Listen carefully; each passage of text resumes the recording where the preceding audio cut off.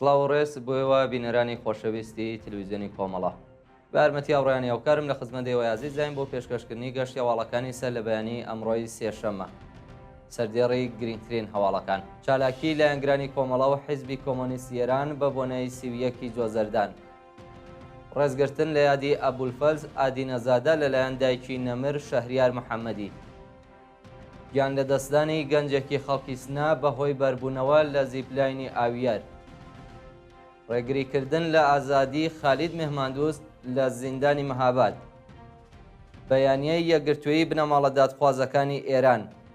پشتیوانی دەیان زیندانی سیاسی ژنی زیندانی ئەڤین لە شارۆمەندانی بەهایی واگیان لە دەستانی 6 پەنابەر لە کەناراوەکانی ئیتالیا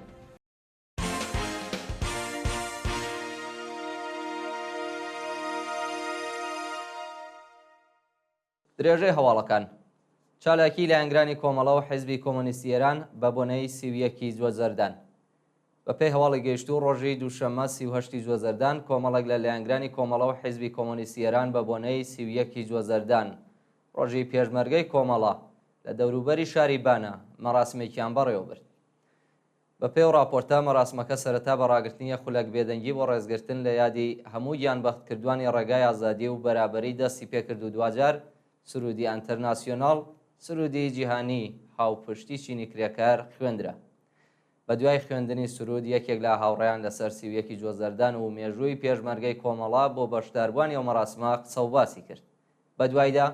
یەک بە یەکی هاوڕێیان لە وتوێژێکی گەرم و گۆڕ لەگەڵ خواردنی چاوی میوەدا مەراسمەکانی دامەدا لە کۆتاییشدا ئامادەبوونی مەراسمەکە وێ ڕێزلێنان لە گیانبازی هەموو پێشمەرگەکانی کۆمەڵا بۆ جارێکی دیکە پەیمان لەگەڵ ئاواتی هەموو گیانبەختکردوانی ڕێگای ئازادی و بەرابەریان نوێ کردەوە ڕێزگرتن لە یادی ئەبولفەز ئادینەزادە لەلایەن دایکی نەمر شەهریار محەممەدی دایەمینا دایکی نەمر شەهریار محەممەدی لە گیانبەختکردوانی شۆڕشی ژینا لە شاری بۆکان ڕۆژی دووشەممە 28 جۆزەردان بە بۆنەی ساڵڕۆژی لە دایکبوونی ئەبولفەز ئادینەزادە مێرمنداڵی گیانبەختکردووی شۆڕشی ژینا لە شاری مەشهەد مەراسمێکی بۆ ڕێزلێنان لە یادیەوە هەمیشە زیندووە بەڕێوە برد دایەمینا لەو مەراسمەدا ڕایگەیاند خۆزگە دەمتوانی ئارەزووی 120 ساڵەی دایکبوونت بۆ بخوازم تەنیا دەتوانم بڵێم لە دایکبوونی ئاسمانیت پیرۆز بێ و بە هیوای ئەو ڕۆژەی جێژنی ئازادی ئێران لەسەر گۆڕەکەت بەڕێوە ببین کوڕە شیرینەکەم ئەبولفەز ئادینەزادە تەمەن 17 ساڵە ڕۆژی شەمە 16 ڕەزبەری ساڵی 1401 هەتاوی لە ڕەوتی ناڕەزایەتیەکانی بزوتنەوەی ژنجیان ئازادی لە بەردەم زانکۆی فردەوسی مەشهەد بە تەقەی بەکرێگیراوانی حکوومەت کوژرە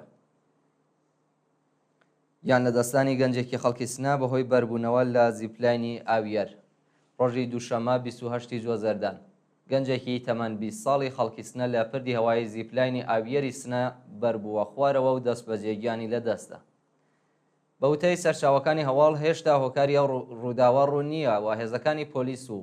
ناوەندە قەزایەکانی شاری سنە سەرقاڵی کۆکردنەوەی زانیاری لەسەر چۆنیەتی ڕوودانی ئەو ڕووداوە دڵتەزێنن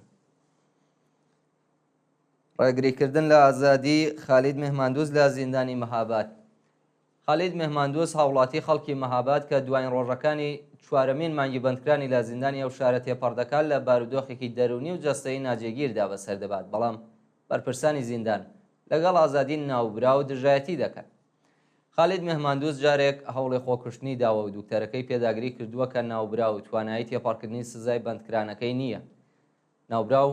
دووجار لە گرتوخانەی تلعاتی سپای ورمێ بە سەختی ئەشکەنجە ئازار دراوە و دۆخی دەرونی ناجێگیرە دکتۆری دەرمانەکانی خالید پێداگری لەسەرەوە کردووە کە بەردەوامی بەندکرانی و بەندکراوە دەبێتە هۆی دووبارەبوونەوەی هەوڵی خۆکشتن و لە دەستدانی گیانی سەرەڕای تەواویەوانش بەرپرسانی زیندان لەگەڵ ئازادبوونی دژایەتی دەکەن خالید مهماندوست بەهۆی ئەشکەنجەی مامورانی حکوومەتەوە تووشی نەخۆشی گورچیلە و میزەڵدان بووە و پێویستی بە چارەسەری پزیشکی لە دەرەوەی زیندان هەیە شایانی باسەکە و بەندکراوە کۆتاییەکانی مانگی ڕێبەندانی ساڵی ڕابردوو لەلایەن ئتلاعاتی سپای پاسدارانەوە دەست بەسەر و بۆ گرتوخانەی و ناوەندە ئەمنیەتیە لە مەهاباد و ورمێ گوازرایەوە ناڕۆنی شارەنووسی سێ شارۆمەندی دەست بەسەرکراو لە شاری پیرانشار سێ شارۆمەندی خەڵکی پیرانشار بە ناوەکانی تاهر زیوە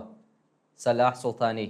و ئەمیر فەقیە ماوەی 26 ڕۆژە لەلایەن ناوەندە ئەمنیەتیەکانەوە دەست بەسەر و چارەنووسیان بە ناڕوونی ماوەتەوە.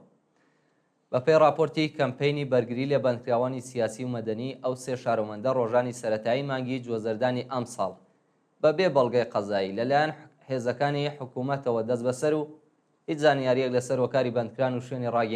ڕاگیرانیان لە بەردەستدا نییە. گۆڕانی حکمی زیندانی ئیسماعیل نەبیزادە بۆ زیندانی باز.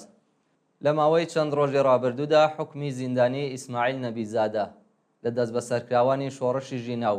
بەندکراوی سیاسی خەڵکی پیرانشار بۆ زیندانی باز گۆڕدرا. دوای تێپەڕبوونی ساڵێک و 9 مانگ بەسەر کاتی بەندکرانی ئیسماعیل نەبیزادە، داواکاری و بەندکراوە سیاسیە بۆ زیندانی باز پەسەند کراوە و باقی حکومەکەی لە دەرەوەی زیندان بەسەر دەبات. بە پێی زانیاریەکان، دەستگای قەزایی بە دانانی وەسیقەی 5 ملیار تمەنی لەسەر گۆڕانی حکمی و بەندکراوە ڕەزامەندی نیشانداوە. بەیانیەی یەکگرتووی بنەماڵە دادخوازەکانی ئێران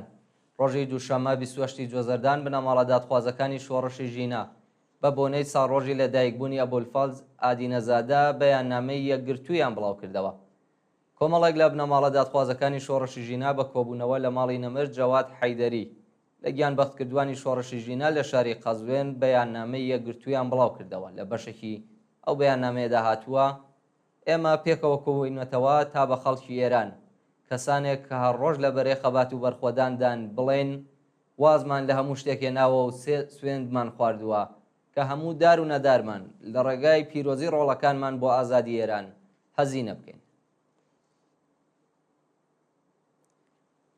پشتیوانی دە زیندانی سیاسی ژنی زیندانی ئەڤین لە شارۆمەندانی بەهایی. دە زیندانی سیاسی ژنی ڕاگیراو لە زیندانی ئەڤین ڕۆژی دووشەممە 28 جوێزەردان لە نامەیەکدا جەختیان کردەوە کە تا کۆتایی هێنان بەو سیستمەی لە حەق شارۆمەندانی بەهایی دەکرێت درێژە بە خەبات دەدەن. مەحبوبە ڕەزایی، هەستی ڕەزایی، سەمانە ئەسقەری، سەکینە پەروانە، مەریەم یەحیەوی، ناهید تەقەوی،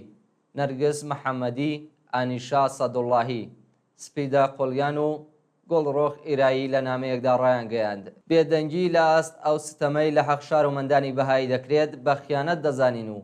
ئەو بێدەنگیە سەرکوتی بەهاییەکان بۆ ڕژیم کەم هەزینەتر دەکات. وەرگرتنی حەقی ژیان و بێبەریکردنی شارۆمەندانی بەهایی لە مافە کۆمەڵایەتیەکانیان و زەوتکردنی داراییەکانیان سەردەمێکە ڕوەدات و بێدەنگی لە ئاست ئەو جینایەتە خەیانەتە. بەردەوامی سەرکوتی ژنان لە ئێران.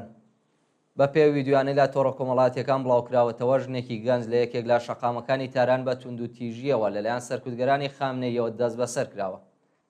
بڵاوبوونەوەی ئەو گرتە ویدیۆیە دەنگدانەوەی زۆری لە نێو کۆمەڵگا بە دوای خۆی داهێناوە و چالاکانی مەدەنی و سیاسی داوا لە خەڵک دەکەن لە ئاست سەرکوتگەریەکانی کۆماری ئیسلامی بێدەنگ نەبن و کاردانەوەیان بێت تاکو بە کرێگیراوانی ڕژیم بزانن کە هەڵس و کەوتە دژە ئینسانیەکانیان هەزینەی هەیە. دەست بەسەرکردنی دوو چالاکی مەدەنی لە یاسووج. لە ڕۆژانی ڕابردوودا دوو چالاکی مەدەنی خەڵکی یاسووج بە ناوەکانی دکتۆر ئیمان دەستیار و شەهاب محەممەدیان لەلایەن ناوەندە ئەمنیەتیەکانەوە دەست بەسەر کراون. ئیمان دەستیار لە دەست بەسەرکراوانی شۆڕشی ژینا بۆ جاری دووهەم لەلایەن هێزەکانی حکوومەتەوە دەست بەسەر کراوە. ناوبراو لە مانگەکانی خەرمانان و بەفرامباری 1400 تاویدا پاشبانکران بۆ لە قی دادسەرای یاسووج دەست بەسەر و پاشماوەیەک بە دانانی وەسیقە ئازاد کرابوو. لەلایەکی دیکەوە ڕۆژی یەکشەممە 27 جوێزەردان شەهاب محەممەدیان بەبێ بەڵگەی قەزایی لەلایەن ئیدارەی اطلاعاتەوە دەست بەسەر و بۆ شوێنێکی نادیار گوازراوەتەوە. گیان لەدەستانی 6 پەنابەر لە کەناراوەکانی ئیتالیا. ڕۆژی پێنجشەممە 24 جوێزەردان بەلەمێکی پەنابەران لە نزیکی کەناراوەکانی ئیتالیا نوقمی ئاو بوو و بەهۆیەوە 6 پەنابەر گیانیان لەدەستە. سەرنشینەکانی ئەو بەلەمە کە زۆربەیان خەڵکی کوردستان، ئێران و ئەفغانستان بوون، ڕۆژی دووشەممە 21 جوێزەردان لە شاری بۆردومی تورکیاوە بەرە وڵاتی ئیتالیا بەڕێکەوت بوون. پاش 3 ڕۆژ سەرگەردانی لە دەریا، ڕۆژی پێنجشەممە 24 جوێزەردان بەلەمەکە لە کەناراوەکانی ئیتالیا تووشی ڕوودا بووە و بەهۆیەوە 6 پەنابەر گیانیان لەدەستاوە. و دوایین هەواڵمان سەبارەتە بە کوژرانی دوو فەرماندەی حیزبوڵڵا لە ئێرشی ئیسرائیل. ڕۆژی دووشەمە 28 جۆزەردان دوو فەرماندەی حیزبوڵای لوبنان لە هێرشی پەهبادی ئیسرائیل لە باشووری وڵاتە کوژران. بە پێی زانیاریەکان یەکێک لە کوژراوەکان ناوی محەممەد ئەحمەدەیوب فەرماندەی تەدارکات و تۆپخانەی حیزبوڵا بووە و ناسناوی فەرماندەکەی دیکە هێشتا ئاشکرا نەکراوە. شایانی باسە کە گرژی واڵۆزیەکانی نێوان حیزبوڵا و ئیسرائیل تا ئاستی شەڕێکی گەورە چۆتە سەرەوە و بەرپرسانی دەوڵەتی فەڕەنسا و ئەمریکا ئەوڵی هێمنکردنەوەی دۆخەکە ئەدەن. بینەرانی خۆشەویست گەشتی هەواڵەکانتان پێشکەشکرا کات و ساتێکی خۆش بۆ هەموو.